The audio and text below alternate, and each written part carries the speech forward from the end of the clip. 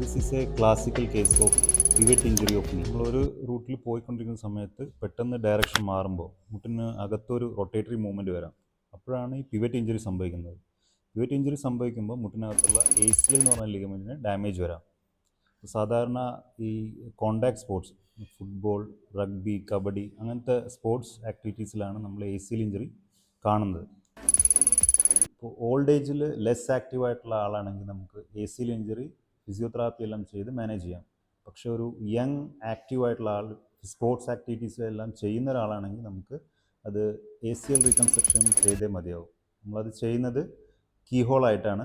നമ്മളെ മുട്ടിൻ്റെ പിറകിൽ നിന്ന് ഹാംസ്ട്രിങ് എന്ന് പറയുന്ന ടെൻഡൻ, അല്ലെങ്കിൽ ആംഗിളിലെ പെരോണിയസ് ടെൻഡൻ, അല്ലെങ്കിൽ മുട്ടിലെ ക്വാഡ്രിസെപ്സ് ടെൻഡൻ, ഇതെല്ലാം ഉപയോഗിച്ചാണ് നമ്മൾ ACL റീകൺസ്ട്രക്ഷൻ ചെയ്യുന്നത്. ACL റീകൺസ്ട്രക്ഷൻ ജസ്റ്റ് 50% മാത്രമാണ്. അടുത്ത 50% ആൻഡ് മോസ്റ്റ് ഇമ്പോർട്ടൻറ്റ് തിങ് എന്ന് പറയുന്നത് ഫിസിയോതെറാപ്പിയാണ്. പ്രോപ്പറായിട്ടുള്ള ഫിസിയോതെറാപ്പി ഒരു 9 months to 1 year ചെയ്ത് കഴിഞ്ഞാൽ ഒരു സ്പോർട്സ് പേഴ്സൺ ആണെങ്കിൽ അവർക്ക് തിരിച്ച് റീജോയിൻ ചെയ്യാൻ പറ്റും. And Gavi arriving!